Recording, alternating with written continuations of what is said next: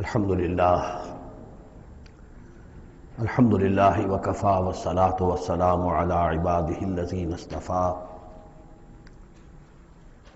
خصوصاً علی افضلہم وخاتم النبیین محمد الامین وعلی آلہ وصحبہ اجمعین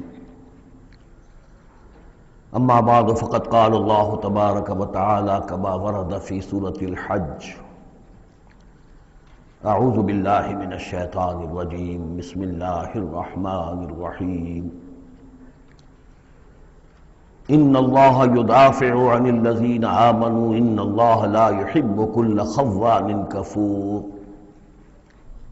اذن للذین یقاتلون بانہم ظلموا وان اللہ علی نصرہم لقدیر الذين اخرجوا من ديارهم بغير حق الا ان يقولوا ربنا الله ولولا دفع الله الناس بعضهم ببعض لهدمت صوامع وبيع وصلوات ومساجد يذكر فيها اسم الله كثيرا ولينصرن الله من ينصره ان الله لقوي عزيز الذين إن مكناهم في الأرض أقاموا الصلاة وآتوا الزكاة وأمروا بالمعروف ونهوا عن المنكر ولله عاقبة الأمور صدق الله العظيم رب اشرح لي صدري ويسر لي أمري واحلل عقدة من لساني يفقهوا قولي اللهم ربنا ألهمنا رشدنا وأعذنا من شرور أنفسنا اللهم أرنا الحق حقا وارزقنا اتباعه وأرنا الباطل باطلا وارزقنا اجتنابه اللهم وفقنا لما تحب وترضى اللهم ربنا آنس وحشتنا في قبورنا وارحمنا بالقرآن العظيم اللهم اجعله لنا إماما ونورا وهدى ورحمة اللهم ذكرنا منه ما نسينا وعلمنا منه ما جهلنا وارزقنا تلاوته آناء الليل وآناء النهار واجعله لنا حجة يا رب العالمين آمین۔ یہ بات میں عرض کر چکا ہوں کہ سورہ حج کے بعض مضامین بہت مشابہ ہیں سورہ بقرہ سے۔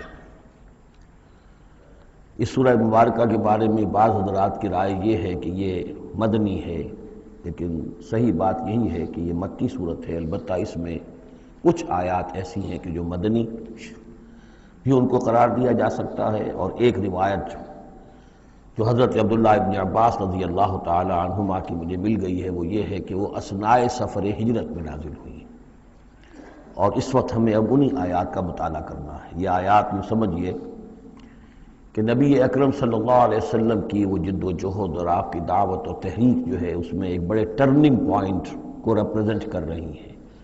یہ ایک بڑا فیصلہ کن موڑ ہے آپ کی جد و جہد میں۔ یہ مشابہت ذہن میں رکھیے کہ سورہ بقرہ میں بھی جہاں 23ویں رکوع میں تقریباً وسط ہے سورہ بقرہ کا، جس طرح یہ وسط ہے سورہ حج کا، وہاں بھی 23ویں رکوع میں رمضان مبارک اور روزے کی حکمتیں اور اس کے احکام کا بیان ہوا۔ 24ویں رکوع سے قتال فی سبیل اللہ اور اس کے ساتھ ہی حج کے دو جو رکوع ہیں مناسک حج پر مشتمل ہیں۔ یہاں پر بھی آپ دیکھیے کہ مناسک حج پر 2 رکوع مشتمل تھے، اس کے فوراً بعد قتال کی بات ہو رہی ہے۔ بڑا گہرا ربط ہے ان دونوں کے اندر، اس لیے کہ قتال فی سبیل اللہ کا جو سب سے پہلا ہدف تھا وہ یہی تھا کہ توحید کا مرکز کعبۃ اللہ جو اصل میں خدا واحد کی عبادت کے لیے بنایا گیا تھا، اس وقت وہ مشرکین کے تسلط میں ہے اور انہوں نے اسے شرک کا اڈا بنایا ہوا ہے۔ تو گویا کہ اب پہلا جو فرض منصبی ہے امت مسلمہ کا وہ یہ ہے کہ اس مرکز توحید کو مشرکین کے تسلط سے واگزار کرا کے اسے واقعتاً توحید ہی کا مرکز بنا دیا جائے۔ اس اعتبار سے ظاہر بات ہے کہ جنگ ناگزیر ہے۔ یہ صرف واز سے ہونے والا کام تو نہیں تھا، اس کے لیے تو ظاہر بات ہے کہ طاقت کا استعمال ناگزیر تھا۔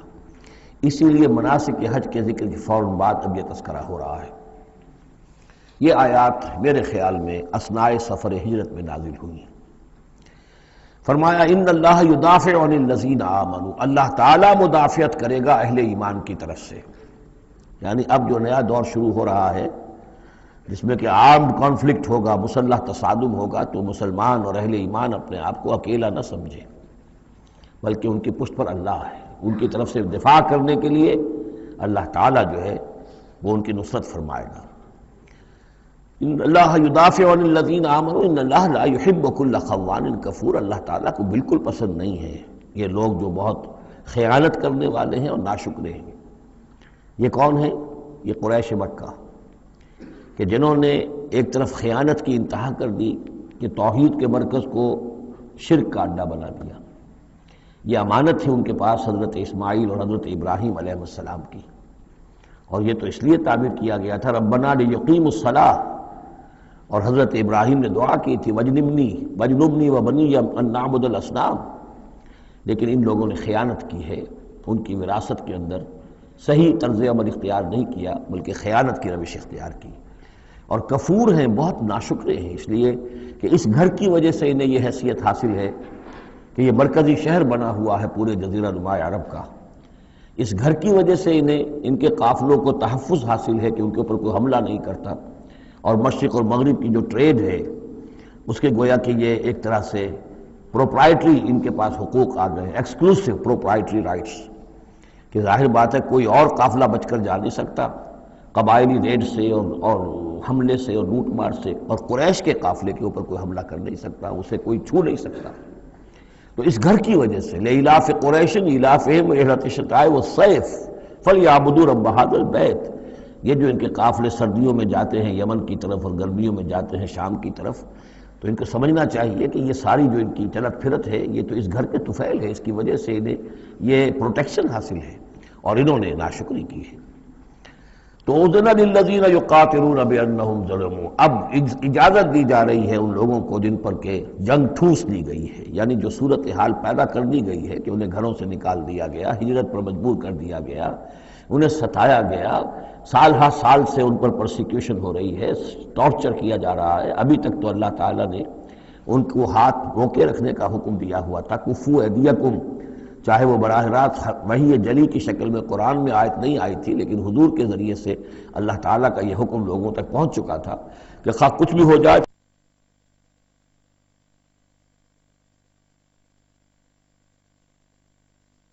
ان کے ہاتھ کھولے جا رہے ہیں۔ اذن للذین یقاتلون بانہم ظلموا، اب جو ان پر ظلم کیا گیا ہے اس کے سبب سے ان کو اجازت دی جا رہی ہے کہ اب وہ اینٹ کا جواب پتھر سے دے سکتے ہیں۔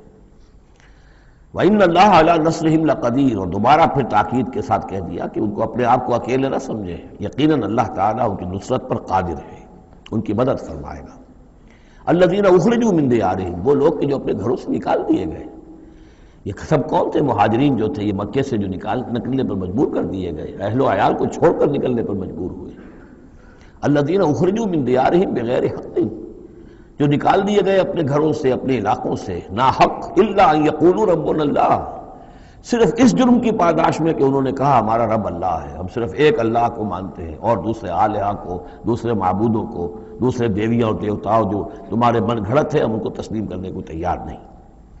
وَلَوْلَا دَفْعُ اللَّهِ النَّاسَ بَعْضَهُم بِبَعْضٍ، اور اگر اللہ تعالیٰ بعض لوگوں کو بعض کے ذریعے سے دور نہ کرتا رہتا ہے، یعنی زمین میں یہ مضمون آ چکا ہے، سورہ بقرہ کی آیت نمبر 251 میں بھی یہی مضمون آیا تھا، جب طالوت اور جالوت کی جنگ ہوئی تھی اس کے بعد یہ بات آئی تھی کہ اللہ تعالیٰ وقتاً فوقتاً زمین کی صفائی کرتا رہتا ہے، کہ جو بڑے فاسد قسم کے لوگ ہوتے ہیں اور مفسد قسم کے لوگ ہوتے ہیں، فاسد کلچر ہوتا ہے، فاسد ثقافت ہو جاتی ہے، تو پھر کوئی نہ کوئی ایسی شکل ہوتی ہے کہ اللہ تعالیٰ ان کو ختم کر کے، ان کا استیصال کر کے، ان لوگوں کو کچھ لوگوں کے ذریعے سے دنیا سے نیست و نابود کر دیتا ہے۔ اگر ایسا نہ ہوتا رہتا، وہاں یہ الفاظ آئے تھے اگر ایسا نہ ہوتا رہتا تو لفسدت الارض، زمین میں تو فساد ہی فساد ہوتا۔ پھر یہاں فرمایا وَلَوْلَا دَفْعُ اللَّهِ النَّاسَ بَعْضَهُم بِبَعْضٍ لَهُدِّمَتْ صَوَامِعُ وَبِيَعٌ وَصَلَوَاتٌ وَمَسَاجِدُ يُذْكَرُ فِيهَا اسْمُ اللَّهِ كَثِيرًا، تو ڈھا دیے جاتے سارے خانقاہیں اور تکیے اور سارے گرجے اور کنیسے اور ساری سینیگوگز۔ صلوطہ یہ عربی زبان کا لفظ ہے، صلاۃ ہی سے ہے، یہ عربی اور جیسا کہ میں نے عرض کیا ہے بارہا عبرانی اور عربی زبان جو ہے یہ عبرانی زبان کا لفظ ہے صلوطہ، اور عربی اور عبرانی جو ہیں یا تو سگی بہنیں ہیں، کسی ایک ہی زبان کی یہ دونوں نکلی ہوئی شاخیں ہیں۔ اور یا یہ کہ عبرانی ماں ہے اور عربی اس کی بیٹی ہے، یہ ان کے درمیان رشتہ ہے۔ صلاۃ کا لفظ جو عربی میں آیا ہے اور قرآن مجید میں صلاۃ، یہ وہاں پر بھی موجود تھا۔ ہمارے ہاں سلام ہے، ان کا شلام ہے، تو فرق اتنا ہی ہے، وہ شین کے ساتھ اور وہ بڑا اس کو گول کر کے شلام کہتے ہیں، باقی ہمارے ہاں سلام ہے، فرق کوئی خاص نہیں ہے۔ ان کا جو یوم کپور ہے وہ یوم کفارہ ہے، یوم یوں کا تو یوں یوم کی طرح ہے، کپور پے اور فے، جیسا کہ میں نے آپ کو بتایا تھا ذوالکفل میں پے فے کی جگہ ہو جاتی ہے، تو یوم کپور ہے ان کے ہاں، یوم کفارہ۔ تو یہ تقریباً تمام جو اصطلاحات ہیں وہ بہت ایک دوسرے کے قریب ہیں۔ تو اگر ایسا نہ ہوتا کہ اللہ تعالیٰ کچھ لوگوں کے ذریعے سے اس دنیا سے نیست و نابود کرتا رہتا، تو پھر تو یہ کہ کوئی عبادت گاہیں دنیا میں قائم ہی نہ رہتی۔ ظاہر بات ہے اپنے اپنے وقت میں یہ تمام عبادت گاہیں خدا واحد کی عبادت کے لیے بنائی گئی تھی، وہ مساجد اور مسجدیں یذکر فیہا اسم اللہ کثیرا، جن میں کہ اللہ تعالیٰ کا نام کثرت سے لیا جائے۔ وَلَيَنصُرَنَّ اللَّهُ مَن يَنصُرُهُ، یہ بہت اہم ہے، یہ آیت کا ٹکڑا، اور یہ ہر شخص کو یاد کر لینا چاہیے۔ لازماً اللہ مدد کرے گا ان کی جو اس کی مدد کرتے ہیں۔ اس میں زیادہ زور ہے وَلَيَنصُرَنَّ اللَّهُ، عربی زبان میں اس سے زیادہ تاکید کا اسلوب نہیں ہے۔ فعل مضارع سے پہلے لام زبر کے ساتھ، لام مفتوح، اور آخر میں نون مشدد تشدید کے ساتھ۔ افعلو، یہ میں کروں گا، لافعلن، میں لازماً کروں گا، یہ جو انداز ہے اس میں کوئی شک نہیں۔ وَلَيَنصُرَنَّ اللَّهُ مَن يَنصُرُهُ، لیکن دوسری بات یہ آئی کہ ظاہر بات ہے کہ یک طرفہ معاملہ نہیں ہے، تم اللہ کی مدد کرو گے تو اللہ تمہاری مدد کرے گا۔ تم اللہ کے باغیوں کے ساتھ دوستیوں کی پیلیں بڑھاؤ، اللہ کے دشمنوں کے ساتھ تمہاری جو ہے وفاداریاں ہوں، اور تم چاہو کہ اللہ تمہاری مدد کرے، یہ تو انہونی بات ہے۔ جیسے سورہ بقرہ میں ہم نے دیکھا تھا فَاذْكُرُونِی أَذْكُرْكُم، تم مجھے یاد رکھو میں تمہیں یاد رکھوں گا۔ اسی طرح وَلَيَنصُرَنَّ اللَّهُ مَن يَنصُرُهُ، لازماً اللہ مدد کرے گا ان کی۔ اسی سورہ مبارکہ میں ہم دیکھ چکے ہیں کہ اس کا یقین ہونا چاہیے بندہ مومن کو، اور یہ یقین اس کا بہت بڑا سہارا بنتا ہے، اس کے صبر کا اور ثبات کا اور استقامت کا۔ ورنہ یہ کہ اگر اس یقین، اس اللہ کی مدد کی امید کی رسی کو وہ کاٹ دے تو پھر اس کے لیے کوئی سہارا نہیں رہے گا۔ ان اللہ لقوی عزیز، اور پھر یہ کہ اللہ جو مدد کا وعدہ کر رہا ہے تو اللہ کوئی کمزور تو نہیں ہے، قوی ہے، زبردست ہے، توانا ہے، عزیز ہے، زبردست ہے۔ الذین ان مکناہم فی الارض، وہ لوگ کہ جنہیں اگر ہم زمین میں تمکن عطا کر دیں، یہ وہی لفظ ہے کذالک مکننا لیوسف، سورہ یوسف میں 2 مرتبہ ہم پڑھ چکے ہیں۔ الذین ان مکناہم فی الارض، وہ لوگ کہ جنہیں اگر ہم زمین میں تمکن، قدرت، طاقت، غلبہ، حکومت، استیلاء عطا کر دیں تو وہ کیا کریں گے؟ اقاموا الصلاۃ، پہلا کام ہے نماز قائم کریں گے۔ یہی کام حضور نے کیا، جاتے ہی سب سے پہلے جمعہ قائم کیا، اور پھر یہ کہ مسجد نبوی کی تعمیر کی، پہلا کام۔ وآتوا الزکوٰۃ، زکوٰۃ ادا کریں گے، آتوا الزکوٰۃ، اور دیں زکوٰۃ، اقاموا الصلاۃ وآتوا الزکوٰۃ، اور دیں گے وہ زکوٰۃ، اور یہ کہ زکوٰۃ کا نظام قائم کیا جائے تاکہ جو بھی معاشرے کے اندر پسماندہ طبقات ہیں، جن کے ہاں احتیاج ہے، ان کا بھی کفالت کا بندوبست ہے۔ وَأَمَرُوا بِالْمَعْرُوفِ، اور وہ نیکی کا حکم دیں گے، وَنَہَوْا عَنِ الْمُنکَرِ، اور بدی سے روکیں گے، وَلِلَّهِ عَاقِبَةُ الْأُمُورِ، اور تمام معاملات کا بالکل آخری انجام تو ہے، تو وہ تو ظاہر ہے کہ اللہ ہی کے ہاتھ میں ہے، اللہ کی قبضہ قدرت میں ہے۔ اس کو ہم یہ کہہ سکتے ہیں ایک اعتبار سے کہ گویا یہ نبی اکرم صلی اللہ علیہ وسلم کا مینیفیسٹو تھا۔ مینیفیسٹو ایک تو ہمارا آج کا تصور ہے کہ انتخابات میں جو پارٹیاں حصہ لیتی ہیں وہ اپنا اپنا پروگرام دیتی ہیں، لیکن اس سے علیحدہ کر دیجئے۔ لیکن چونکہ حضور، اگر یہ روایت صحیح ہے کہ یہ آیات نازل ہوئی ہیں جبکہ حضور تشریف لے جا رہے ہیں مکے سے مدینے کی طرف ہجرت کے سفر پر، تو اللہ کے علم میں ہے کہ اب آپ کا جو وہاں داخلہ ہونے والا ہے وہ تو ہوگا ایک بے تاج بادشاہ کی حیثیت سے، جاتے ہی آپ کو وہاں اللہ تعالیٰ کی طرف سے اختیار اور اقتدار مل جائے گا۔ تو جب یہ صورت ہوگی تو کیا کریں گے یہ؟ ان کی پرائرٹیز کیا ہوں گی؟ تو جیسے کہ جماعتیں کہا کرتی ہیں کہ ہماری حکومت بنے گی تو ہم یہ کریں گے، تو گویا کہ یہ ہے وہ ہمیشہ کے لیے اہل ایمان کا جو سمجھیے کہ اللہ تعالیٰ کی طرف سے دیا ہوا ان کا مینیفیسٹو ہے۔ الذین ان مکناہم فی الارض اقاموا الصلاۃ وآتوا الزکوٰۃ وامروا بالمعروف ونہوا عن المنکر وللہ عاقبۃ الامور۔ یہ آیات خاص ہیں۔ اب دیکھیے پھر وہی جو مکی صورتوں کا مضمون ہوتا ہے بالکل انداز جو ہے وہ بدل جائے گا۔ یہ آیات ہیں اثناء سفر ہجرت کی، یا ہو سکتا ہے کہ مدینہ پہنچ کر نازل ہوئی ہوں، لیکن یہ مکی صورت میں رکھ دی گئی ہیں مناسبت کے اعتبار سے کہ جہاں حج کے یہ افعال بیان ہو رہے مناسک حج، اس کے ساتھ ہی ان کو شامل کر دیا گیا۔ اب وہی جو عام مکی مضامین ہیں مکی صورتوں کے وہ شروع ہو جائیں گے۔ وَإِن يُكَذِّبُوكَ فَقَدْ كَذَّبَتْ قَبْلَهُمْ قَوْمُ نُوحٍ وَعَادٌ وَثَمُودُ۔ اور اے نبی اگر یہ آپ کو جھٹلا رہے ہیں تو آپ سے پہلے بھی جھٹلایا ہے قوم نوح نے، قوم عاد نے، قوم سمود نے، قوم ابراہیم و قوم لوط۔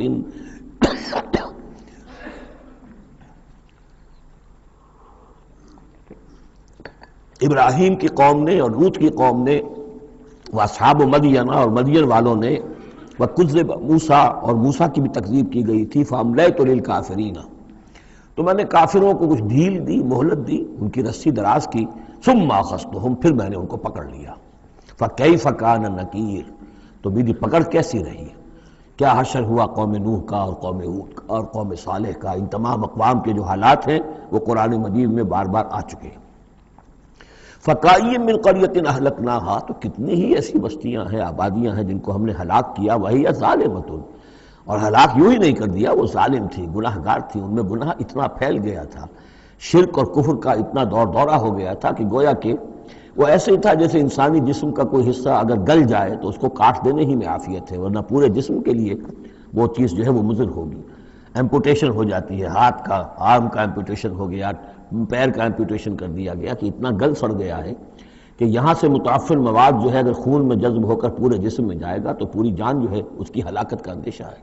تو اللہ تعالیٰ اسی طریقے سے ان بستیوں کو کہ جو اس طریقے سے گندگی کا اور برائی کا اور معصیت کا اور سیئات کا مرکز بن چکی ہوں اور وہ پھوڑا بن چکی ہوں، پھر ان کے لیے یہی اللہ تعالیٰ کی طرف سے سرجیکل آپریشن ہوتا رہا ہے۔ فَكَأَيٍّ مِّن قَرْيَةٍ أَهْلَكْنَاهَا فَهِيَ ظَالِمَةٌ فَهِيَ خَاوِيَةٌ عَلَىٰ عُرُوشِهَا وہ گری پڑی ہوئی ہیں اپنی چھتوں کے بل پر۔ وَبِئْرٍ مُعَطَّلَةٍ کتنے ہی کنویں ہیں کہ جو اب بند پڑے ہوئے ہیں، بڑی محنت سے لوگوں نے اپنے اپنے زمانوں میں کھودے ہوں گے، ان سے پانی پینے والے لوگ ہوں گے یا جمگھٹے رہا کرتے ہوں گے لوگوں کے، اب معطل پڑے ہوئے ہیں۔ وَقَصْرٍ مَشِيدٍ کتنے ہی محل ہیں جو ان میں بڑی گچکاری کی گئی ہے، بہت انہیں مضبوط بنایا گیا ہے۔ اب جاؤ الحمرا کو دیکھ لو، کبھی مسلمان حکومت کیا کرتے تھے، غرناطہ میں جاؤ اور دیکھو الحمرا محل کیسا ہے، جاؤ اور قرطبہ کی مسجد کو دیکھو کہ جہاں کوئی سجدہ کرنے والا نہیں ہے، کسی کو سجدے کی اجازت نہیں ہے۔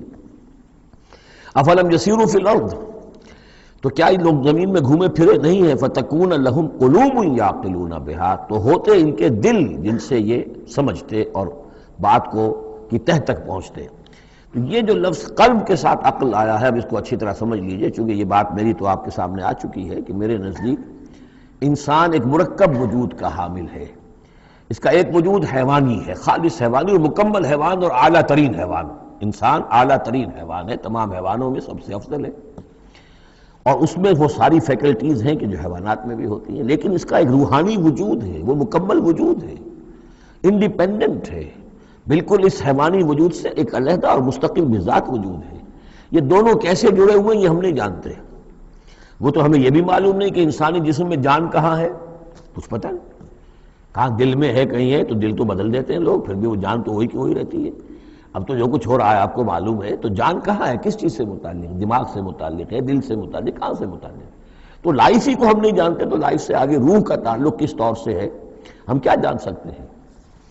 ہست رب الناس رابع جان الناس اتصال بے تکیف بے قیاس، یہ متصل ہے، یہ جو روحانی وجود ہے اور حیوانی وجود ہے یہ متصل ہے، ملے ہوئے تو ہیں، لیکن یہ اتصال ایسا ہے بے تکیف بے قیاس، نہ اس کی کیفیت معلوم ہو سکتی ہے، نہ اس کو کسی اور چیز پر قیاس کیا جا سکتا ہے، لیکن ہے دو علیحدہ وجود۔ ایک وجود پہلے پیدا کیا گیا تھا، کما خلقناکم اول مرہ، دوسرا وجود اس عالم خلق کے اندر آتا ہے، اور ان میں سے ہر ایک کی، دونوں کی اپنی اپنی عقل ہے۔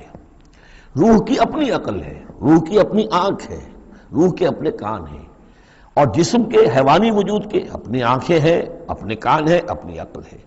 تو ان السمع والبصر والفؤاد، یہ حیوانی، یہ گویا کہ انسان کے جو حیوانی ذرائع علم ہے وہ یہ ہیں جن کے بارے میں گفتگو سورہ بنی اسرائیل کی اس آیت کے حوالے سے میں تفصیلاً کر چکا ہوں۔ ان السمع والبصر والفؤاد کل اولئک کان عنہ مسئولا۔ لیکن انسان کے اندر جو یہ روح ہے یہ دیکھتی بھی ہے، یہ سنتی بھی ہے، اس کے اپنے کان ہیں، وہ غیر مرئی کان ہیں، غیر مرئی آنکھیں ہیں لیکن اس کی اپنی عقل ہے۔ اب یہاں دیکھیے یہ دونوں چیزیں واضح ہو جائیں گی۔ فَتَكُونَ لَهُمْ قُلُوبٌ يَعْقِلُونَ بِهَا، تو ہوتے ان کے دل کہ جن سے یہ بات سمجھتے، او آذان یسمعون بها، یا ہوتے کان جن سے یہ سنتے۔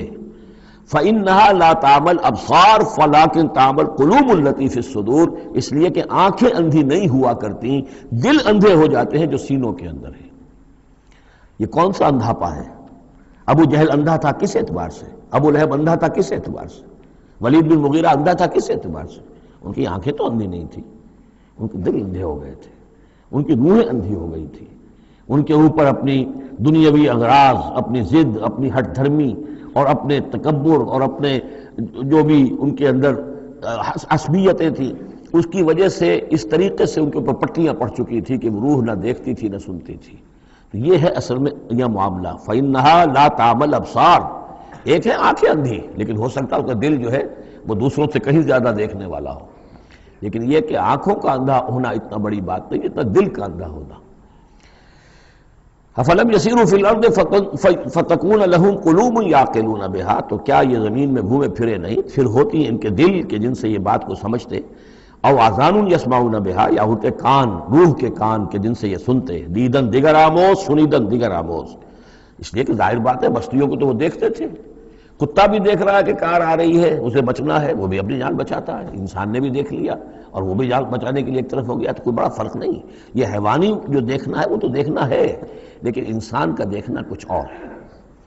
فَإِنَّهَا لَا تَعْمَلْ أَبْصَارُ وَلَكِنْ تَعْمَلْ قُلُوبُ الَّتِي فِي الصُّدُورِ، اس لیے کہ دل آنکھیں اندھے نہیں ہوا کرتی بلکہ دل اندھے ہو جاتے ہیں جو سینوں کے اندر ہیں، اس لیے کہ روح کا مسکن قلب ہے، یہ ہم جانتے ہیں، روح کا مسکن قلب ہے، یہ ہم نہیں جانتے کہ کیسے، کس طرح۔ بہرحال دل کو آپ اگر کہیں کاٹیں گے پیٹیں گے تو کہیں وہ آپ کو اس میں روح نظر نہیں آئے گی، وہ غیر مرئی شے ہے، لیکن تعلق اس کا جو ہے وہ قلب انسانی کے ساتھ ہے۔ وَيَسْتَعْجِلُونَكَ بِالْعَذَابِ وَلَنْ يُخْلِفَ اللَّهُ وَعْدَهُ، اور یہ لوگ جلدی مچا رہے ہیں نبی آپ سے عذاب کی، اور اللہ تعالیٰ اپنے وعدے کی ہرگز خلاف ورزی نہیں کرے گا۔ وہ عذاب آئے گا، کس شکل میں آئے گا ابھی اللہ تعالیٰ نے اس کو چھپا کر رکھا ہوا ہے، کب آئے گا وہ بھی اللہ نے چھپایا ہوا ہے۔ وَإِنْ أَدْرِيَ قَرِيبٌ أَمْ بَعِيدٌ مَا تُوعَدُونَ، یہ ہم سورہ انبیاء میں پڑھائے ہیں کہ میں نہیں جانتا ہے نبی، آپ کہہ دیجئے قُلْ إِنْ أَدْرِيَ قَرِيبٌ أَمْ بَعِيدٌ مَا تُوعَدُونَ، کہ جس چیز کا تم سے وعدہ کیا جا رہا ہے، جس چیز کی دھمکی دی جا رہی ہے، وہ قریب آ چکی ہے یا دور ہے۔ وَإِنَّ يَوْمًا عِندَ رَبِّكَ كَأَلْفِ سَنَةٍ مِّمَّا تَعُدُّونَ، اور یقیناً ایک دن آپ کے رب کے نزدیک 1000 برس کا ہے اس حساب سے جو تم تعداد جانتے ہو۔ انسانی عام حساب سے جو 1000 برس ہے، دنیا کا ہمارا حساب سے وہ در حقیقت اللہ کا ایک دن ہے۔ یہ مضمون چونکہ قرآن مجید میں پھر سورہ سجدہ میں پھر آئے گا، 2 مرتبہ آیا، تو یہ مضمون یوں سمجھیے کہ یہ محکمات میں سے، یہ متشابہات میں سے نہیں ہے، بات بہت بالکل پختہ ہے اور واضح ہے۔ يُدَبِّرُ الْأَمْرَ مِنَ السَّمَاءِ إِلَى الْأَرْضِ ثُمَّ يَعْرُجُ إِلَيْهِ فِي يَوْمٍ كَانَ مِقْدَارُهُ أَلْفَ سَنَةٍ مِّمَّا تَعُدُّونَ، تو اللہ تعالیٰ کی جو تدبیر امر ہے، وہی جو 3 کام ابتدائی جو شاہ ولی اللہ دہلوی رحمۃ اللہ علیہ کی تصنیف حجت اللہ البالغہ کے حوالے سے میں بتا چکا ہوں، ابداع خلق اور تدبیر تیسرا کام ہے۔ اس تیسرے کام کے ضمن میں اللہ کا جو بھی ایک نقشہ بنتا ہے اس کی مشیت کا، وہ 1000 سال کا ہوتا ہے ہمارے حساب سے، اس کا ایک دن ہے، وہ اس کی ایک پلاننگ ہو جاتی ہے، اس کے احکام جو ہیں وہ فرشتوں کے حوالے کر دیے جاتے ہیں، اس کی پھر ایگزیکیوشن ہوتی ہے، تو 1000 برس کی پلاننگ ہے ہمارے حساب سے، اللہ کے ہاں وہ ایک دن ہے۔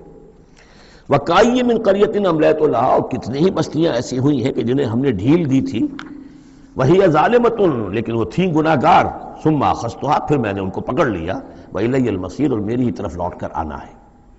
قُلْ يَا أَيُّهَا النَّاسُ إِنَّمَا أَنَا لَكُمْ نَذِيرٌ مُّبِينٌ، کہہ دیجئے اے نبی، اے لوگو، میں ہوں ایک خبردار کرنے والا، صاف صاف تمہارے لیے ایک خبردار کرنے والا آیا ہوں، ڈرانے والا آیا ہوں، بتا دینے والا ہوں کہ یہ مراحل زندگی کے آنے والے ہیں۔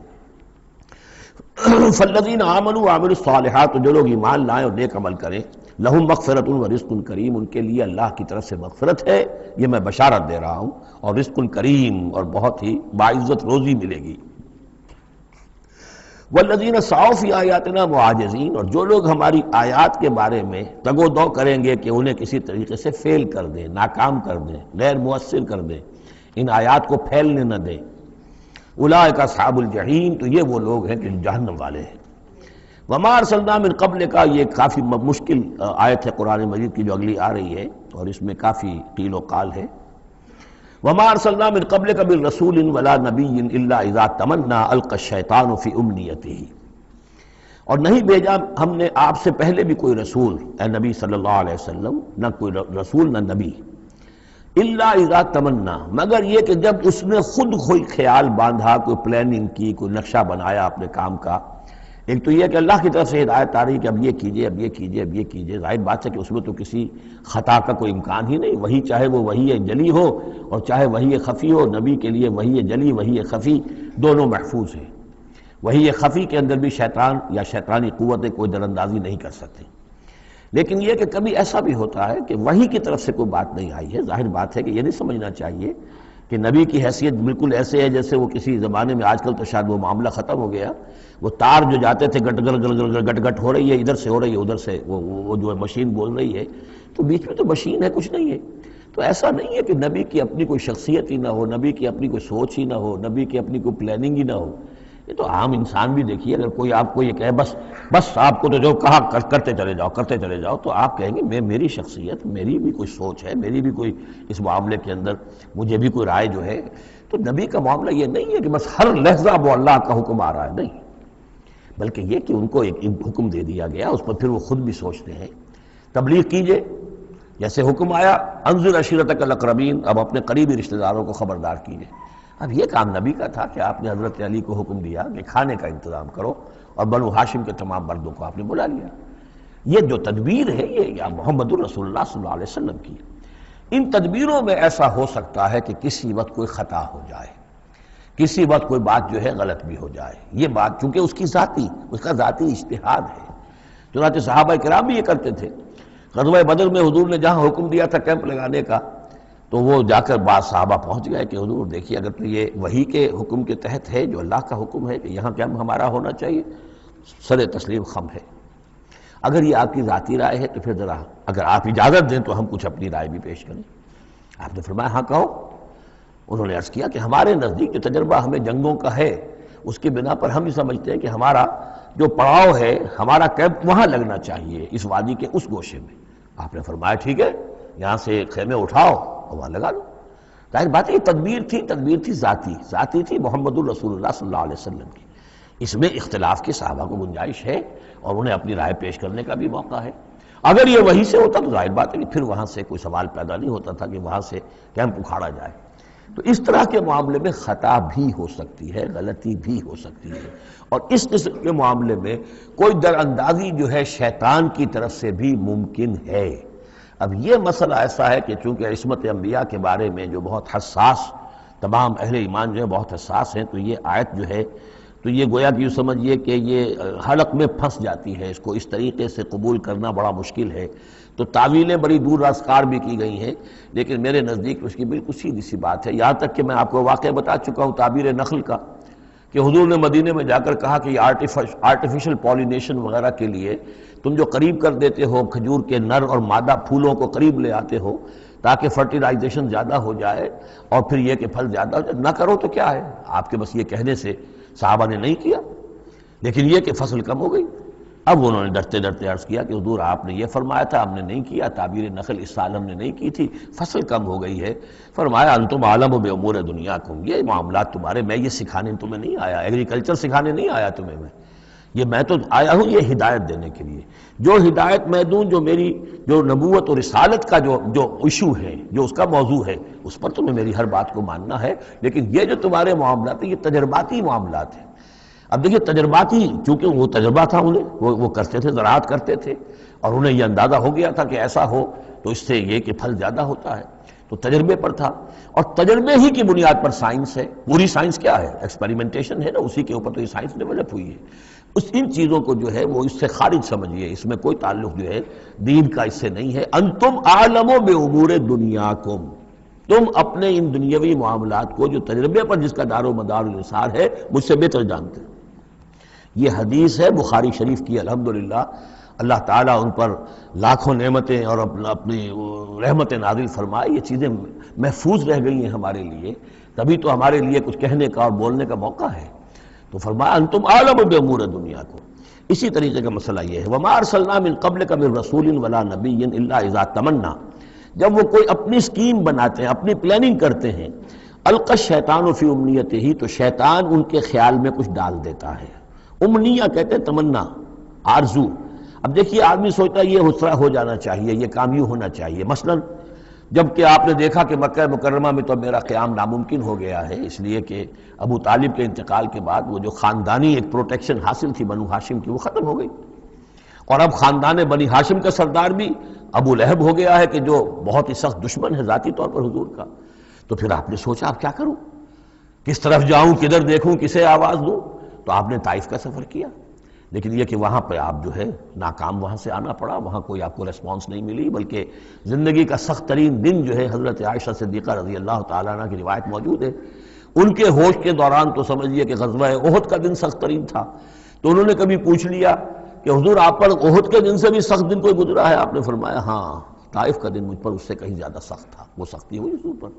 لیکن اللہ تعالیٰ کی مشیت میں کیا تھا کہ یہ سعادت جو ہے یہ طائف کے لیے نہیں لکھی تھی، یہ سعادت یثرب کے لیے لکھی تھی، جو مدینہ منورہ بننے کی سعادت جو ہے، مدینہ النبی بننے کی سعادت اللہ کی حکمت میں مدینہ کے لیے تھی۔ وہاں حضور گئے بھی نہیں اور وہاں کے 6 آدمی ایمان لے آئے اور کھڑکی کھل گئی۔ وَمَا أَرْسَلْنَا مِن قَبْلِكَ مِن رَّسُولٍ وَلَا نَبِيٍّ إِلَّا إِذَا تَمَنَّىٰ أَلْقَى الشَّيْطَانُ فِي أُمْنِيَّتِهِ فَيَنسَخُ اللَّهُ مَا يُلْقِي الشَّيْطَانُ، پھر اللہ منسوخ کر دیتا ہے، ختم کر دیتا ہے اس چیز کو کہ جو شیطان نے ڈالا ہوتا ہے۔ ثم يحكم اللہ آیاتہ، پھر اللہ تعالیٰ اپنے فیصلوں کو پختہ کر دیتا ہے۔ یہاں آیت جو ہے آیات ہی فیصلوں کے معنی میں ہے۔ واللہ علیم الحکیم، اور اللہ سب کو جاننے والا کمال حکمت والا ہے۔ یہ توجیہ ہے میرے نزدیک، اور یہ قریب ترین ہے اس توجیہ سے کہ جو موضح القرآن میں شاہ عبد القادر رحمۃ اللہ علیہ ان کی طرف سے ہے، تو اس حوالے سے واقعہ یہ ہے کہ مجھے اس پر کافی اطمینان ہے۔ لِيَجْعَلَ مَا يُلْقِي الشَّيْطَانُ فِتْنَةً فِي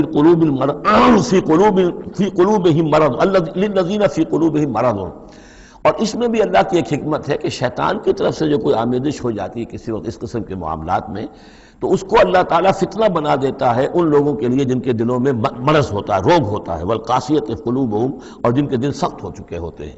وَإِنَّ الظَّالِمِينَ لَفِي شِقَاقٍ بَعِيدٍ، اور یقیناً ظالم جو ہیں وہ تو یقیناً مخالفت میں اور دشمنی میں بہت دور جا چکے ہیں۔ وَلِيَعْلَمَ الَّذِينَ أُوتُوا الْعِلْمَ، اور یہ تاکہ جان لے وہ لوگ کہ جنہیں علم دیا گیا تھا، أَنَّهُ الْحَقُّ مِن رَّبِّكَ، کہ یہ سب حق ہے آپ کے رب کی طرف سے۔ پھر جو بھی آخری فیصلہ اللہ کا آتا ہے اس پر پورا انشراح ہو جاتا ہے۔ فَيُؤْمِنُوا بِهِ، تو وہ اس پر ایمان رکھتے ہیں، فَتُخْبِتُ لَهُ قُلُوبُهُمْ، اور اس پر ان کے دل جو ہے وہ اللہ کے سامنے جھک جاتے ہیں۔ وَإِنَّ اللَّهَ لَهَادِ الَّذِينَ آمَنُوا إِلَىٰ صِرَاطٍ مُّسْتَقِيمٍ، اور یقیناً اللہ تعالیٰ ہدایت دینے والا ہے ان کو جو ایمان لائیں سیدھے راستے کی طرف۔ یعنی کبھی اس طرح کی کوئی غلطی ہو بھی جائے، ایبریشنز جس کو ہم کہیں گے، ذرا کہیں ہو بھی جائے تو اللہ تعالیٰ پھر راستہ سیدھا کر دیتا ہے اور پھر ان کے رخ کو بالکل صحیح سمت میں موڑ دیتا ہے۔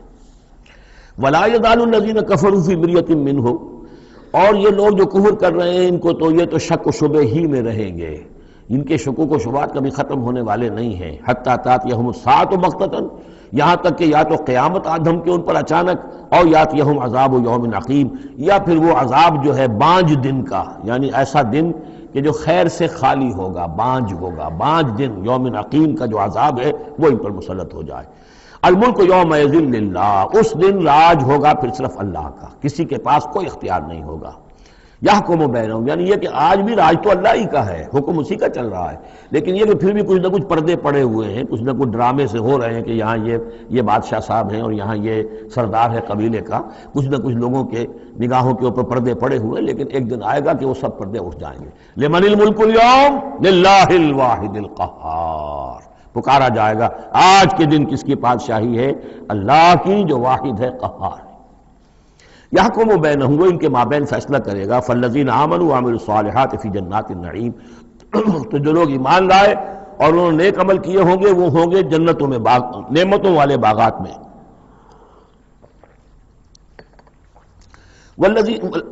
والذین کفروا وکذبوا بآیاتنا، اور وہ لوگ کہ جو کفر کی روش اختیار کریں اور ہماری آیت کو جھٹلائیں، فاولئک لہم عذاب مہین، تو ان کے لیے ہوگا اہانت آمیز رسوا کن عذاب۔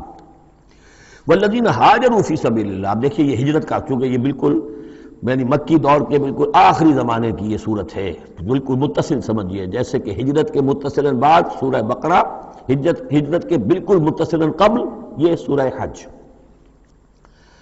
والذین ہاجروا فی سبیل اللہ ثم قتلوا، اور وہ لوگ جنہوں نے ہجرت کی اللہ کی راہ میں، پھر خواہ وہ قتل ہو گئے اور ماتوا، یا یہ کہ اپنی طبعی موت مر گئے، لَيَرْزُقَنَّهُمُ اللَّهُ رِزْقًا حَسَنًا، دونوں صورتوں میں اللہ تعالیٰ ان کو لازماً بہت رزق حسن عطا فرمائے گا۔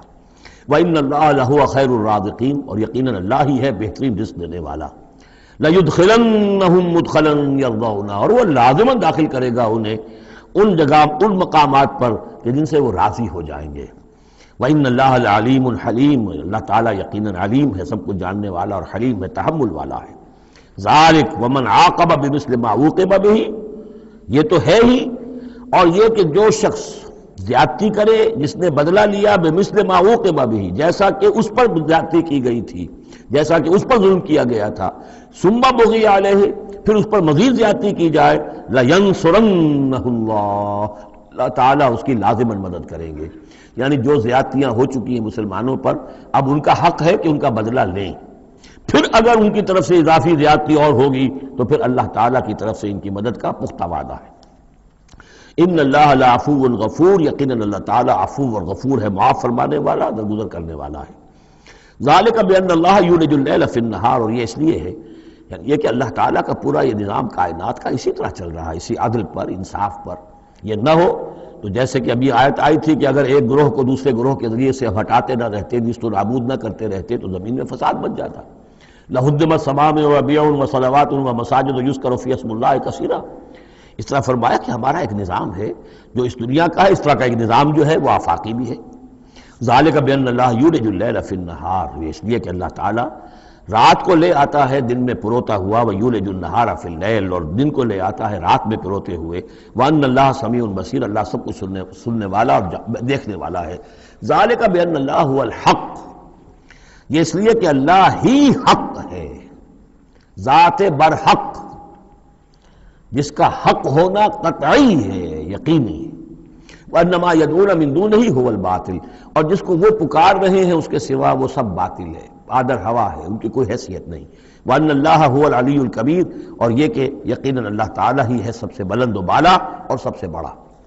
أَلَمْ تَرَ أَنَّ اللَّهَ أَنزَلَ مِنَ السَّمَاءِ مَاءً، کیا تم نے دیکھا نہیں کہ اللہ نے اتارا آسمان سے پانی، فَتُصْبِحُ الْأَرْضُ مُخْضَرَّةً، تو زمین سبز ہو جاتی ہے، سرسبزی، شادابی نظر آتی ہے۔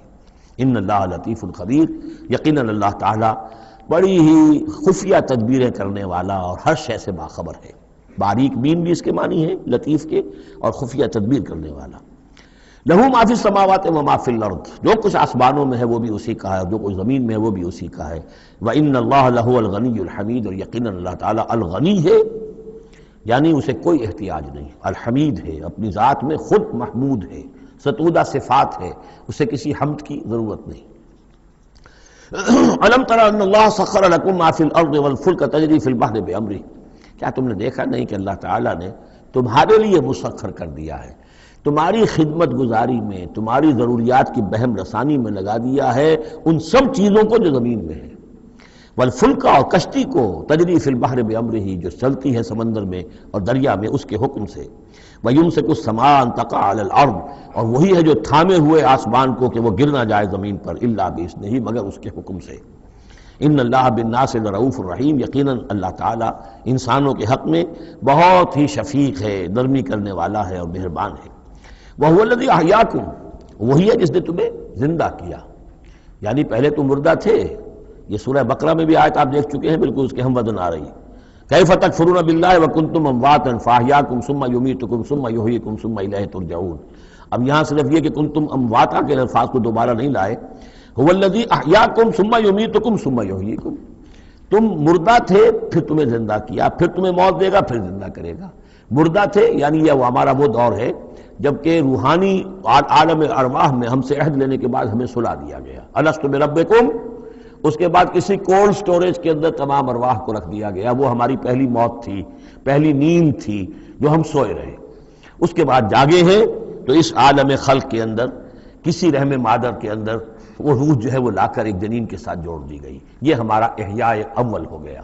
اس کے بعد پھر یہاں ہم رہیں گے تو یہ زندگی ہے دوسری، اور اس کے بعد جب موت ہوگی تو احیاء یہ اماتہ ثانی ہو جائے گا، پھر اللہ اٹھائے گا بعد الموت، وہ احیاء ثانی ہو جائے گا۔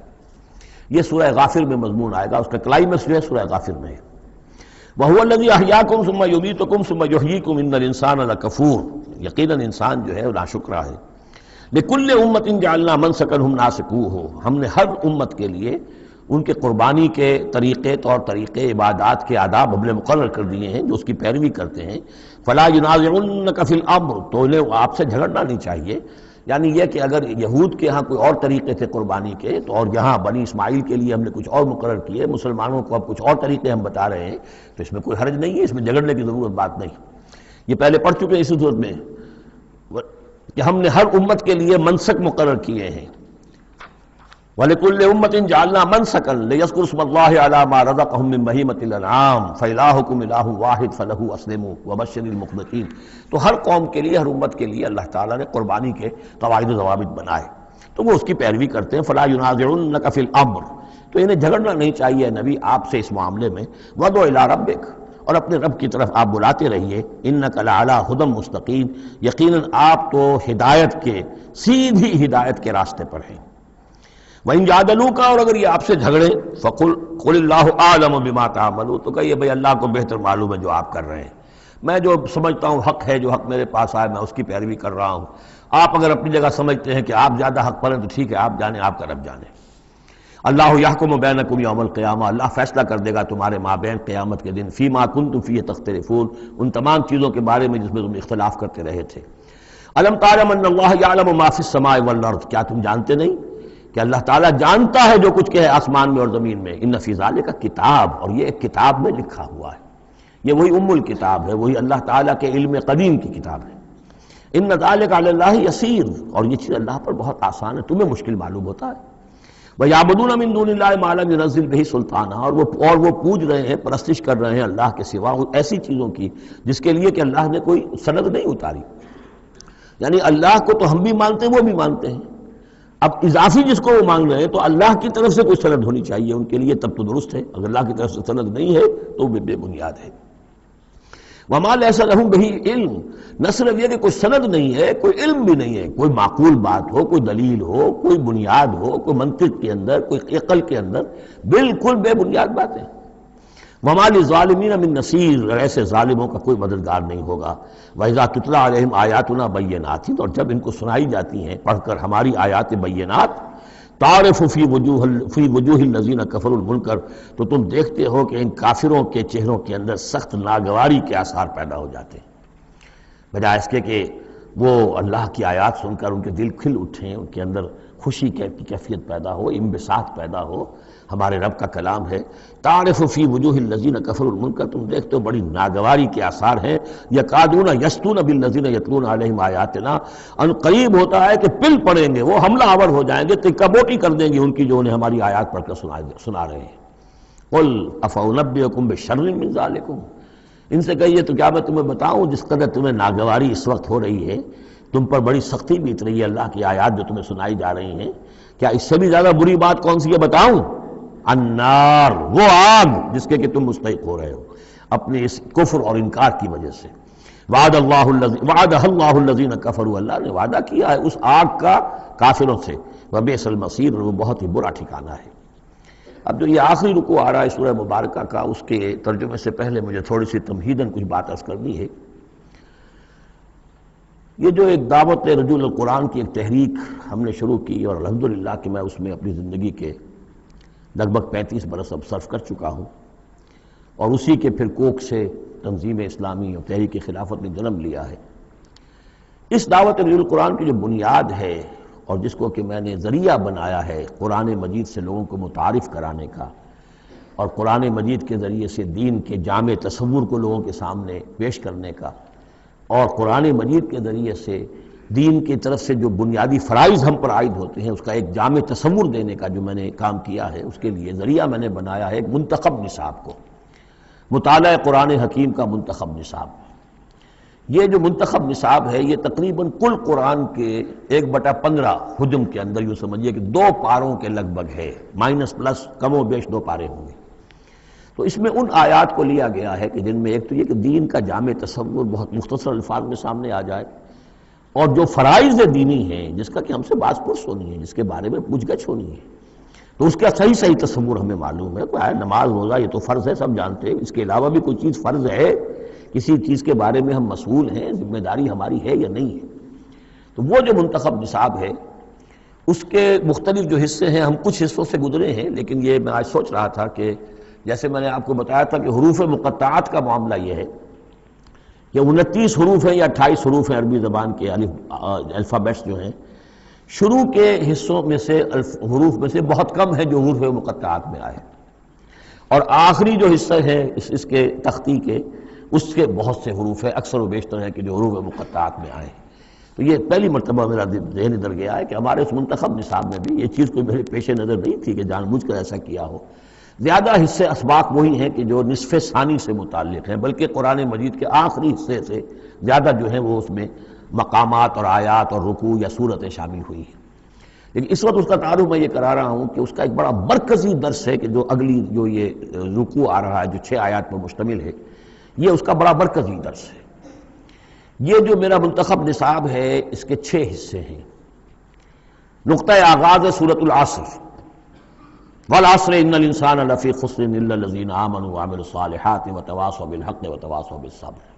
مختصر ترین صورت، جامع ترین صورت، کہ انسان کی نجات کے یہ 4 لوازم ہیں: ایمان، عمل صالح، تواصی بالحق، تواصی بالصبر۔ پھر 3 اور مقامات ہم نے اس میں ایسے ہی جامع مقامات جس میں یہ چاروں چیزیں تقریباً بیان ہوئی ہیں وہ شامل کر کے وہ پہلا حصہ ہو گیا۔ اس کا ایک درس ہم گزر چکے ہیں سورہ بقرہ میں، آیت البر، اس کا درس نمبر 2 ہے۔ لیس البر ان تولوا وجوہکم قبل المشرق والمغرب، نیکی جو تم نے سمجھی ہوئی ہے، کسی نے کسی شے کو نیکی سمجھا ہوا، کسی نے کسی کو نیکی سمجھا ہوا ہے۔ اصل نیکی کیا ہے، پوری نیکی کیا ہے، نیکی کی روح کیا ہے، جڑ بنیاد کیا ہے، نیکی کے مظاہر کیا ہیں، ان مظاہر میں پھر اقدمیت کس چیز کی ہے، اولیت کس شے کی ہے، ثانوی درجے میں کون سی ہے، پھر چوٹی کیا ہے، سمم بولم کیا ہے، سب سے اونچا جو مقام ہے، جو مقام مطلوب ہے وہ کیا ہے۔ اسی طریقے سے پھر اس کا دوسرا حصہ جو ہے اس منتخب نصاب کا، اس میں کچھ ایمان سے متعلق مباحث ہیں۔ ایمان کن چیزوں کا نام ہے، کیسے ایمان وجود میں آتا ہے، تو اس میں سورہ فاتحہ بھی ہے، وہ بھی ہم پڑھ چکے ہیں، اور پھر سورہ آل عمران کا جو آخری رکوع کی آیات تھی، ان فی خلق السماوات والارض واختلاف اللیل والنہار یہ بھی جو ہے لآیات لأولی الالباب۔ پھر یہ کہ ایک اور سبق اس کا وہ ہے جو اگلی جو صورت آج ہی ہم پڑھیں گے انشاءاللہ، سورہ نور کا جو 5واں رکوع ہے، وہ بھی اس کا ایک سبق ہے۔ آج کے ہمارے اس حصے میں اصل میں 3 اسباق آ رہے ہیں کہ جو اس منتخب نصاب کے، اسی لیے میں نے مناسب سمجھا کہ اس منتخب نصاب کا آپ سے تعارف کرا دوں۔ پھر یہ تیسرا حصہ اس کا جو ہے وہ اعمال صالحہ، عمل صالح کی تفصیل کیا ہے، انفرادی سطح پر کیا عمل ہونا چاہیے، اجتماعی سطح پر کیا ہونا چاہیے، معاشرتی سطح پہ کیسے ہونا چاہیے، ریاستی سطح پر کیا ہونا چاہیے۔ تو اس میں خاص طور پہ معاشرتی سطح سے متعلق وہ سورہ بنی اسرائیل کے 2 رکوع ہم پڑھ چکے ہیں جو 15ویں پارے میں آئے، سورہ بنی اسرائیل میں 3 اور 4 رکوع، جو میں نے عرض کیا تھا کہ یہ 10 کمانڈمنٹس جو ہیں تورات کے، وہ گیا کہ ان کی یہ تعبیر ہے، قرآن مجید کی تشریح یہ ہے ان کی۔ تو اس طریقے سے یہ درس جو ہمارا وہ چلتا ہوا، پھر آخر تک اب جو حصے آئیں گے میں بر وقت آپ کو بتاتا جاؤں گا، لیکن یہ درس جو ہے یہ بھی در حقیقت اس کے تیسرے حصے کا آخری یا چوتھے حصے کا پہلا درس ہے، بالکل مرکزی جگہ، 3 حصے ادھر 3 حصے ادھر۔ یہ اس اعتبار سے جامع ترین مقام ہے قرآن کا کہ قرآن کی دعوت کو 2 حصوں میں تقسیم کر کے بیان کیا گیا۔ ایک قرآن کی دعوت عمومی ہے، ہر انسان، کل نوع بشر کے لیے، اس لیے کہ حضور کی بعثت تمام انسانوں کے لیے، ہر انسان کسے باشد، چاہے شمال کا ہو، جنوب کا ہو، مشرق کا ہو، مغرب کا ہو، کالا ہو، گورا ہو، پیلا ہو، نیلا ہو، کوئی ہو، سب کے لیے کیا دعوت ہے قرآن کی، قرآن کیا کہتا ہے، کوئی ہے یا نہیں؟ پہلے درجے میں تو دعوت عمومی، الی کافۃ الناس۔ دوسرے درجے میں دعوت خصوصی، یہ کن کے لیے ہے؟ جو ماننے کا اعلان کرے۔ پہلی دعوت دعوت ایمان ہے، مانو اللہ کو، مانو رسول کو، مانو آخرت کو، مانو بعث بعد الموت کو، مانو جنت کو، مانو دوزخ کو، یہ ہے عام۔ جو یہ مانتے ہی نہیں، اب ان سے کوئی اور کلام نہیں، ان سے ہم کیسے کہیں گے نماز پڑھو اور روزہ رکھو، وہ اللہ کو نہیں مانتے، قرآن کو نہیں مانتے، نبی کو نہیں مانتے۔ تو دعوت ایمان ہے، دعوت عام قرآن مجید کی۔ اور پھر جو ایمان کا دعویٰ کریں، اب ان سے خطاب ہے کہ اب جگر تھام کے بیٹھو، میری باری آئی، جب تم نے مان لیا ہے تو ماننے کا یہ تقاضا پورا کرنا پڑے گا۔ اب وہ دعوت عمل ہوگی، یہ کرو اور یہ کرو اور یہ کرو اور یہ کرو۔ تو دعوت ایمان یہاں پر اور پھر دعوت عمل، ان کو علیحدہ علیحدہ سے جو ہے اللہ تعالیٰ نے ان 6 آیات کے اندر بیان کر دیا۔ یا ایھا الناس، اب دیکھیے دعوت عمومی کا خطاب ہے، یا ایھا الناس، 4 آیتوں اس کے تابع ہیں، اور آخری 2 آیتوں میں پھر آئے گا یا ایھا الذین آمنوا، پھر وہ اہل ایمان سے جو ایمان کا دعویٰ کریں مان لیں کہ ہاں ہم نے مانا۔ یا ایھا الناس ضرب مثل فاستمعوا لہ، ایک مثال بیان کی جاتی ہے، ذرا توجہ سے سنو۔ ان الذین تدعون من دون اللہ لن یخلقوا ذبابا ولو اجتمعوا لہ، یقیناً وہ معبود جنہیں تم پکار رہے ہو اللہ کے سوا، یہ بت تمہارے جو، چونکہ جو مخاطب اولین تھے وہ بت پرست تھے، لن یخلقوا ذبابا، یہ تو اس پر بھی قادر نہیں ہے کہ مکھی تک کو پیدا کر سکے، ولو اجتمعوا لہ، یہ جو کعبے میں رکھے ہوئے 360 کے 360 بت مل جل کر بھی ایک مکھی پیدا کرنا چاہیں تو نہیں کر سکتے۔ سامنے کی بات تھی تو صرف شعور دلانا تھا، جیسے حضرت ابراہیم نے بھی ان بتوں کو توڑ کے ذرا انہیں آمادہ کر دیا ایک دفعہ کہ وہ اپنے گریبانوں میں جھانکیں ضرور، ایک دفعہ حقیقت ان پر منکشف ہو گئی۔ اسی طرح یہ مثال دی جا رہی ہے، وَإِن يَسْلُبْهُمُ الذُّبَابُ شَيْئًا، اور یہ تو بات بہت دور کی ہے کہ وہ مکھی کو پیدا کرے، مکھی ان سے کوئی چیز چھین کر لے جائے، ان کے سامنے حلوے مانڈے رکھتے ہو، مکھیاں بھنبھناتی ہیں، وہ تو مکھیاں بھی اڑا نہیں سکتے۔ إِن يَسْلُبْهُمُ الذُّبَابُ شَيْئًا لَا يَسْتَنقِذُوهُ مِنْهُ، تو اسے واپس چھین نہیں سکتے، حاصل نہیں کر سکتے۔ ضَعُفَ الطَّالِبُ وَالْمَطْلُوبُ، بہت کمزور ہے طالب بھی اور مطلوب بھی۔ یہ ان 3 الفاظ میں قرآن مجید کا توحید کا جو عملی لب لباب ہے وہ آ گیا ہے۔ انسان جو ہے، جو بھی کسی بھی درجے میں باشعور انسان ہے، اس کا کوئی نہ کوئی آئیڈیل ہے، آدرش ہے، کوئی نصب العین ہے جس کے لیے وہ بھاگ دوڑ کرتا ہے، محنت کرتا ہے دن رات۔ تو ظاہر بات ہے کہ وہ آئیڈیل گھٹیا ہوگا تو انسان بھی گھٹیا ہوگا، آئیڈیل اونچا ہوگا تو انسان بھی اونچا ہوگا۔ یہ دونوں چیزیں جو ہے کورسپونڈنگ جائیں گی۔ اگر آپ کا مقصود ہی پست ہے تو ظاہر بات ہے آپ کی اپنی شخصیت بھی بڑی پست ڈیولپ ہوگی۔ مقصود اونچا ہو، بلند، لیکن فرمایا ان کا تو جو مطلوب ہے وہ بھی ضعیف، تو طالب تو اور بھی ضعیف ہوئے۔ جن کا مطلوب وہ بنے ہوئے ہیں کہ جو مکھی تک نہیں اڑا سکتے، تو طالبوں کا کیا حل ہوگا؟ قیاس کن سے گلستان من بہار مرا۔ لیکن یہ وہی مضمون ہے جو سورہ بقرہ میں آ چکا ہے۔ وَمِنَ النَّاسِ مَن يَتَّخِذُ مِن دُونِ اللَّهِ أَندَادًا يُحِبُّونَهُمْ كَحُبِّ اللَّهِ، لوگوں میں سے کچھ ایسے ہیں جو اللہ کے مد مقابل بنا کر کچھ اور چیزوں سے محبت شروع کر دیتے جیسے کہ اللہ سے محبت کرنی چاہیے تھی۔ اصل میں تو انسان کو بنایا گیا کہ لا محبوب الا اللہ، لا مقصود الا اللہ، لا مطلوب الا اللہ، مطلوب اللہ کے سوا کوئی نہ رہے، باقی ذرائع ہیں۔ زندہ رہنے کے لیے روٹی کھانی ہے، محنت کرنی ہے، ہل چلانا ہے، ذرائع ہے، مطلوب نہیں ہے۔ نہ کھیتی مطلوب ہے، نہ دکان مطلوب ہے، نہ پروفیشن مطلوب ہے، نہ ڈاکٹری، نہ انجینئرنگ، کوئی شے مطلوب نہیں، نہ دنیا مطلوب ہے، نہ اولاد مطلوب ہے، مطلوب صرف اللہ۔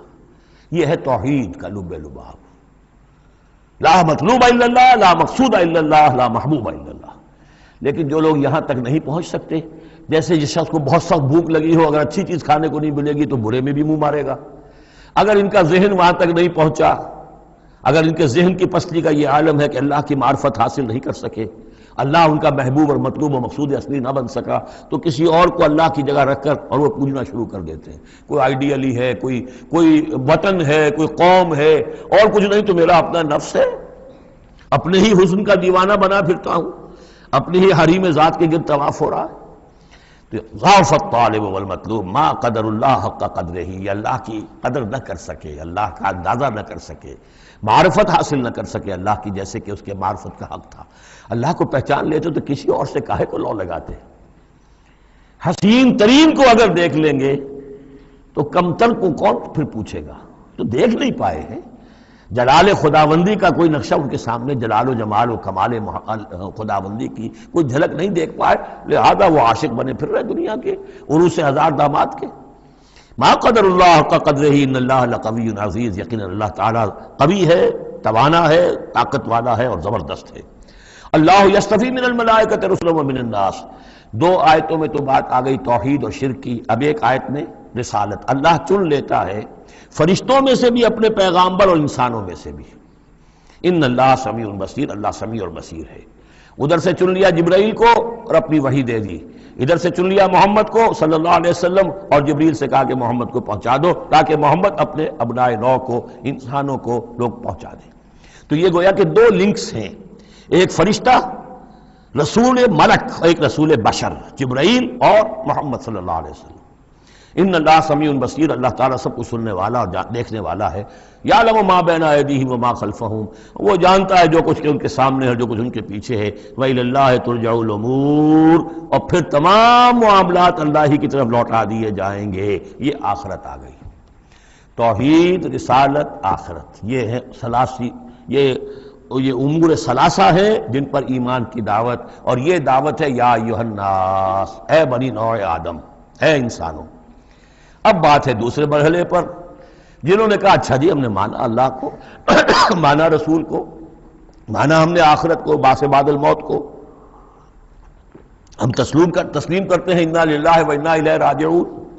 تو اب ہے عمل کا مرحلہ، یا ایھا الذین آمنوا، اے وہ لوگوں جو ایمان کا دعویٰ کر رہے ہو، اقرار کر رہے ہو۔ اب بات بدل گئی، اب دیکھیے فعل امر آ رہے ہیں۔ پہلے میں فعل امر کوئی تھا ہی نہیں، سوائے اس کے کہ ضرب مثلا فاستمعوا لہ، بس وہ ایک فعل امر آیا تھا، ذرا باتوجہ سے سنو، باقی کچھ نہیں، حقائق بیان کر دیے، توحید، رسالت، معاد۔ اب جو لوگ ان کو مانتے ہیں، یا ایھا الذین آمنوا ارکعوا واسجدوا واعبدوا ربکم وافعلوا الخیر لعلکم تفلحون، اے ایمان کے دعوے دارو، رکوع کرو، جھکو اللہ کے سامنے، واسجدوا، اور جھکو، prostrate before him، اس کے سامنے سر بسجود ہو جاؤ، وَاعْبُدُوا رَبَّكُمْ، اور اپنے رب کی بندگی، مکمل بندگی، ٹوٹل بندگی، اس کی پرستش نہیں، بندگی بھی، زندگی آمد برائے بندگی، زندگی بے بندگی شرمندگی، وَافْعَلُوا الْخَيْرَ، اور نیک کام کرو، بھلے کام کرو۔ اب بھلا کام کون سا رہ گیا؟ وَاعْبُدُوا میں تو سب کچھ آ گیا، بھلا کام کیا ہے؟ عبادت میں تو جو اللہ نے حکم دیا وہ ہم نے کر دیا، ہم نے بندگی کا حق ادا کر دیا۔ اب فعل خیر کیا ہے؟ وہ یہ ہے کہ خدمت خلق میں اپنے آپ کو لگا دو، اور خدمت خلق صرف یہ نہیں ہے کہ بھوکے کو کھانا کھلا دیا جائے، یہ بھی خدمت خلق ہے۔ سب سے بڑی خدمت خلق کیا ہے؟ ان کی عاقبت سنوارنے کی کوشش کرو، یہ سموچے جہنم کے اندر جا رہے ہیں، گویا کہ دعوت، ان کو بچاؤ، ان لوگوں کو اس حقائق سے خود بھی جن سے کہ تم آشنا ہو گئے ہو، جو حقائق تم پر منکشف ہو گئے ہیں، ان سے انہیں بھی روشناس کرو تاکہ ان کی عاقبت سنور جائے، ان کی بھی زندگی درست ہو جائے۔ لعلکم تفلحون، یہ کرو گے تو فلاح پاؤ گے۔ بہت اہم نکتہ ہے یہ۔ اے ایمان کے دعوے دارو، یہ نہ سمجھ بیٹھو بس ایمان لے آئے تو بس فلاح ہی فلاح ہے، اب کامیابی ہو گئی، بس نہیں، یہ شہادت گاہ الفت میں قدم رکھنا ہے، یہ تو ابھی قدم رکھا ہے آپ نے، اب یہ کرو اور یہ کرو اور یہ کرو اور یہ کرو تاکہ فلاح پاؤ۔ اگر اس کے بغیر فلاح کی توقع کیے بیٹھے ہو تو یہ تمہارا اپنا خیال ہے، وشفل تھنکنگ ہے۔ تلک امانیکم قل ہاتوا برہانکم ان کنتم صادقین، یہ تو پھر تمہاری اپنے من گھڑت خیالات ہیں۔ اور اس سے بھی اگلا حکم ہے وجاہدوا فی اللہ حق جہادہ، جہاد کرو پھر اللہ کے لیے جیسا کہ اس کے لیے جہاد کا حق ہے۔ جی نہیں، یہ سجدہ جو ہے صرف حضرت شافعی کے نزدیک ہے، امام شافعی کے۔ وَجَاهِدُوا فِي اللَّهِ حَقَّ جِهَادِهِ، اور جہاد کرو اللہ کے لیے جیسا کہ اس کے لیے جہاد کا حق ہے۔ هُوَ اجْتَبَاكُمْ، اس نے تمہیں چن لیا ہے۔ کیا مانی؟ اب نبوت محمد پر ختم ہو رہی ہے صلی اللہ علیہ وسلم، اب آئندہ جبریل کسی کے پاس وحی نہیں لائیں گے کہ پھر وہ وحی پہنچائے لوگوں کو۔ اب یہ کام یہ کہ وہی جو جبریل وحی لائے اور جو محمد نے تمہیں پہنچا دی، اب تمہیں پہنچا دی ہے پوری نوع انسانی کی طرف۔ یہ ہے تیسری لنک، هُوَ اجْتَبَاكُمْ، اپنے نصیب پر فخر کرو، اللہ نے تمہیں چن لیا ہے، سلیکٹ کر لیا ہے۔ یہ بالکل وہی مضمون اب آ گیا جو سورہ بقرہ میں آیا تھا، وَكَذَلِكَ جَعَلْنَاكُمْ أُمَّةً وَسَطًا لِتَكُونُوا شُهَدَاءَ عَلَى النَّاسِ وَيَكُونَ الرَّسُولُ عَلَيْكُمْ شَهِيدًا، وہی مضمون آ رہا ہے، هُوَ اجْتَبَاكُمْ وَمَا جَعَلَ عَلَيْكُمْ فِي الدِّينِ مِنْ حَرَجٍ، اور تمہارے لیے تو ہم نے دین کے اندر کوئی تنگی رکھی ہی نہیں، ملت ابیکم ابراہیم، یہ تمہارے جد اجداد ابراہیم ہی کی ملت ہے۔ هُوَ سَمَّاكُمُ الْمُسْلِمِينَ، اسی نے تمہارا نام مسلم رکھا ہے، اللہ نے تمہیں اس مسلم کا خطاب دیا ہے۔ حضرت ابراہیم نے بھی یہی کہا تھا، ربنا وجعلنا مسلمین لک ومن ذریتنا امۃ مسلمۃ لک، ہماری امت میں سے بھی ایک امت مسلمہ اٹھائی ہو، من قبل وفی ھذا، اس سے پہلے بھی اور اس میں بھی، لیکون الرسول شہیدا علیکم وتکونوا شہداء علی الناس، وہی مضمون جو سورہ بقرہ میں تھا، وکذالک جعلناکم امۃ وسطا لتکونوا شہداء علی الناس ویکون الرسول علیکم شہیدا۔ فرق کیا ہے؟ وہاں پہلے امت کا ذکر ہے پھر رسول کا ذکر، یہاں پہلے رسول کا ذکر ہے پھر امت کا ذکر۔ لِيَكُونَ الرَّسُولُ شَهِيدًا عَلَيْكُمْ وَتَكُونُوا شُهَدَاءَ عَلَى النَّاسِ فَأَقِيمُوا الصَّلَاةَ۔ بس اس کو اپنی پوری طرح سمجھنے کے بعد اب بسم اللہ کرو، قدم آگے بڑھاؤ، تو سب سے پہلے قدم کہاں بڑھاؤ گے؟ فَأَقِيمُوا الصَّلَاةَ وَآتُوا الزَّكَاةَ، نماز قائم کرو، زکوٰۃ ادا کرو، واعتصموا باللہ، اور اب اللہ کے ساتھ چمٹ جاؤ، اللہ کے دامن سے وابستہ ہو جاؤ، ہوا مولاکم، وہ تمہارا مولا ہے، مددگار ہے، پشت پناہ ہے، حمایتی ہے، فنعم المولا ونعم النصیر، کیا ہی اچھا ہے حمایتی اور کیا ہی اچھا ہے مددگار۔ بارک اللہ لی ولکم فی القرآن العظیم ونفعنی وإیاکم بالآیات والذکر الحکیم۔